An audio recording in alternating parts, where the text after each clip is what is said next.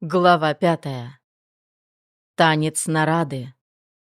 Затаив дыхание, Кентон смотрел на этого незнакомого близнеца. Тот же квадратный подбородок, твердая линия губ, чистые голубые глаза.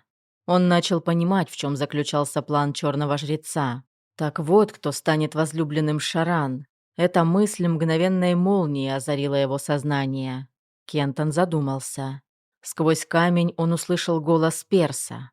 «Волк, ты здесь?» — тихо спросил тот. «Ты правда здесь, волк?» «Да», — прошептал Кентон. «Я здесь, Зубран.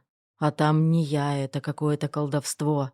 Он опять взглянул на жреца и заметил некоторые различия. Линия губ была не такой твердой, уголки рта опускались вниз, и это, а также подбородок, выдавали едва заметную нерешительность. В напряженном взгляде незнакомца таилась тень какого-то дикого, мучительного желания. В полном молчании жрец смотрел куда-то поверх нарады, не замечая ее гибкого напряженного тела. Взгляд его был устремлен на потайную дверь, впустившую его. Острый малиновый язычок пламени дрогнул, покачнулся. «Да сохранят нас боги!» — услышал Кентон голос женщины. «Молчи, что с тобой?» — спросила сириец. «Ты видел керубов?» — поинтересовалась женщина шепотом. «Они смотрели прямо на жреца. Они повернулись к нему. Я тоже видела это. Мне страшно», — сказала женщина с младенцем. «Это просто пламя заиграло», — предположила сириец. «А может и нет», — тихо отозвался фригиец. «Разве керубы не посланники Бела? Ты ведь сам сказал, что жрец влюблен в его женщину». «Замолчите!»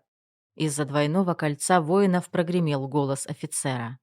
Послышалось тихое пение. Яркое пламя зажглось в глазах жреца. Губы его дрогнули. Он наклонился вперед, как будто влекомый неведомой силой. Через широкую площадку шла женщина. Пурпурный плащ окутывал ее с головы до ног. На голове было золотое покрывало. Кентон узнал ее. Кровь застучала в его висках, сердце рвалось к ней. Его охватила такая мука, что, казалось, тоскующее сердце разорвется.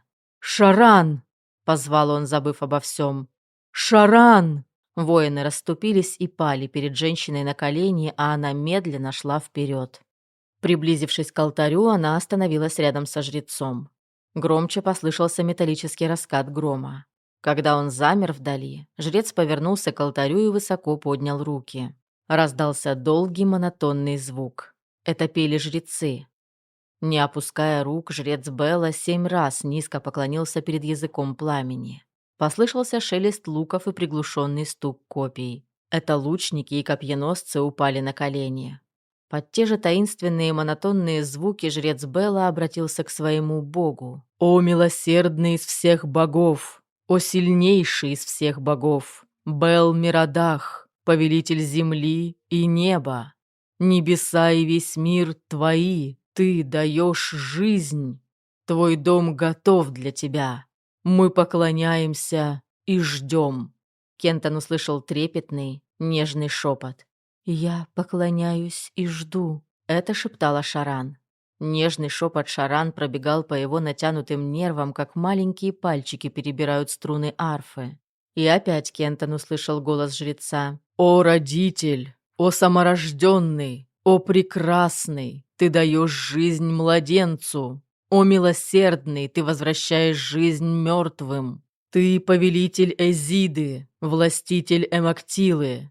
О, повелитель небес, ты найдешь покой в своем доме! О, властитель миров, ты найдешь покой в своем доме! Мы поклоняемся и ждем!» И вновь донесся трепетный шепот Шаран. «Я поклоняюсь и жду тебя». Жрец продолжал. «Повелитель безмолвных сил!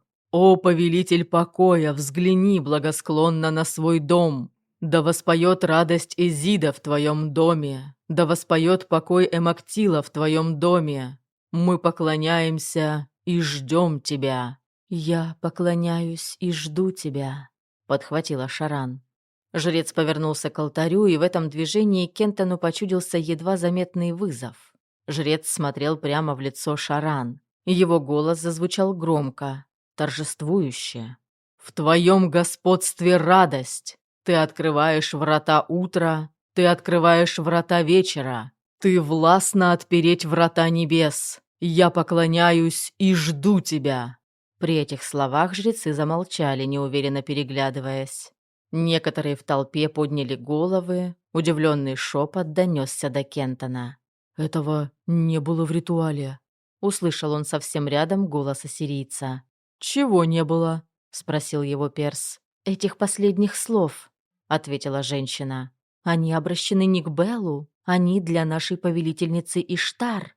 «Да, да», — зашептал юноша, — «это Иштар». «Вы видели, как ощетинились керубы?» — дрожащим голосом произнесла женщина с младенцем.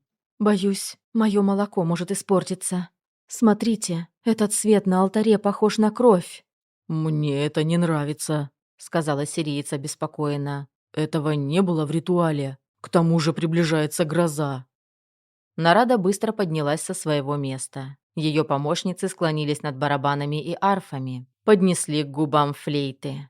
Полились нежные и страстные звуки, завораживающие, как объятия влюбленных рук, как шелест голубиных крыльев, как биение нежных сердец. Как зеленый тростник качается под первым прикосновением весеннего ветра, двигалась Нарада, влекомая этими звуками. В полной тишине люди не спускали с нее глаз. И Кентон видел, что только жрец, не отрываясь, смотрит на Шаран, а та стоит, как будто в забытии. Музыка зазвучала громче. В ней билось любовное томление, страсть, горячая, как пустынный ветер.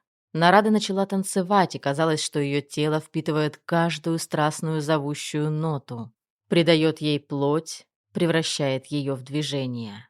В печальных темных глазах Нарады заиграли звездочки радости. Сладкое пламя алого рта сулило неведомые восторги. Золотистые бабочки, бившиеся в черной паутине, вспорхнули и припали к ее жемчужно-розовому телу, как будто оно было каким-то чудесным цветком, покрывали поцелуями всю ее красоту, светившуюся сквозь дымку паутины, с головы до ног окутывавшей женщину, но не скрывавшей ни одной совершенной линии ее тела. Музыка и танец сводили с ума, перехватывали дыхание. Кентон видел перед собой соединяющиеся звезды, объятия солнц, рождение новых лун. Музыка зазвучала тише, спокойнее. Танцовщица замерла. Вся толпа, тихо, как один человек, вздохнула. Кентон услышал хриплый голос Зубрана. «Кто она? Она как пламя Армузда, что бьется на алтаре 10 000 жертв». «Это поклонение Иштар-Белу», — ревниво ответила женщина. «Она много раз танцевала этот танец, в нем нет ничего особенного». «Он спросил, кто это?» — недовольно заметил фригиец. «О боги, я же говорю, это давно известный танец», — раздраженно ответила женщина. «Его многие танцевали». «Это Нарада, она принадлежит Беллу», — сказала сириец. «В этой стране все прекрасные женщины принадлежат Беллу», — в голосе перса звучал гнев. «Клянусь 9 преисподними, король Цирус дал бы за нее 10 талантов золота». «Тише!» — взмолился ассириец. «Тише!» — повторили еще двое. Нарада продолжала свой танец. Музыка зазвучала громче. В ней слышалось томление, нега, словно билось само сердце страсти. Кровь глухо стучала у Кентона в висках. «Иштар покоряется Беллу!» — с восхищением произнес ассириец. Перс весь подался вперед. «Эх!» — воскликнул он. «Цирус дал бы за нее 50 талантов золота. Она как пламя!» Голос Зубрана звучал тихо, сдавленно. «Но если она принадлежит Беллу, то почему она так смотрит на жреца?» Рокот толпы заглушил слова Зубрана. Люди не видели и не слышали ничего, кроме музыки и танца. И Кентон тоже забыл обо всем. Колдовские чары рассеялись, и Кентон в ярости ударил кулаком по камню. Внезапно что-то произошло с Шаран. Казалось, ее забытие нарушено. Откинув рукой пурпурное покрывало, она повернулась и быстро направилась к потайной двери. Танец оборвался. Музыка стихла, вновь зашевелились люди. Раздался шепот.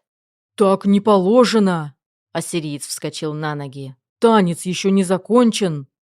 Удар грома раздался прямо над головой.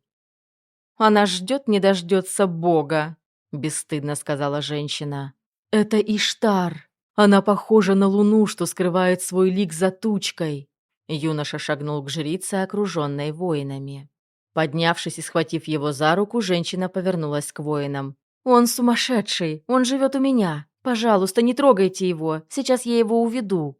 Но юноша вырвался и оттолкнул ее. Он бросился вперед через площадку навстречу приближающейся жрице. Кинувшись ей в ноги, он закрыл лицо краем ее плаща. Она остановилась и, не поднимая покрывала, посмотрела на него.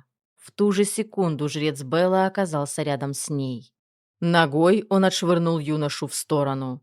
«Эй, Алрак, Друкар, взять его!» – закричал он. Обнажив мечи, двое воинов бросились к юноше. Послышался тихий шепот жрецов. Толпа молчала. Юноша извернулся, вскочил на ноги и посмотрел прямо в лицо жрице. «Иштар!» – воскликнул он. «Открой мне свое лицо, а потом я умру!» Жрица стояла неподвижно, как будто ничего не видела и не слышала. Воины схватили юношу, скрутили ему за спиной руки. И вдруг какая-то сила влилась в тело юноши. Казалось, он стал выше ростом. Отшвырнув от себя воинов и ударив жреца по лицу, он схватил покрывало Шаран. «Я не умру, пока не увижу твоего лица, о Иштар!» С криком он сорвал покрывало. Кентон видел перед собой лицо Шаран. Но она была не такой, как на корабле, полной сил и огня жизни. На Кентона смотрели широко раскрытые невидящие глаза. Грезы правили ее разумом, погруженным в запутанные лабиринты миражей. Раздался резкий голос жреца. «Убейте его!» Два меча пронзили грудь юноши. Он упал, не выпуская из рук покрывала. Шаран все так же бесстрастно смотрела на него. «Иштар!» – прошептал юноша. «Я увидел тебя». Взгляд его остановился. Взяв из сжатых рук покрывало, Шаран набросила его на себя и поспешила к храму. Кентон потерял ее из виду. Шум толпы нарастал. Оттесняя людей назад за стройные колонны, воины хватали некоторых и уводили. Мимо жреца прошли его помощники, потом тихо проскользнули девушки. На широкой площадке, обрамленной сказочными колоннами, остались лишь танцовщица и жрец. Грозовое небо становилось все темнее, все быстрее сгущались тучи. Острый язык пламени в светильнике на алтаре разгорался ярче, как гневно поднятый алый меч. Вокруг керубов сгустились тени. Металлические раскаты не прекращались, приближаясь с каждой минутой. Когда Шаран ушла, Кентон хотел открыть вторую дверь, но что-то подсказало ему, что еще не время, что нужно выждать еще немного. Вскоре к его окну подошли танцовщица и жрец, остановившись совсем рядом.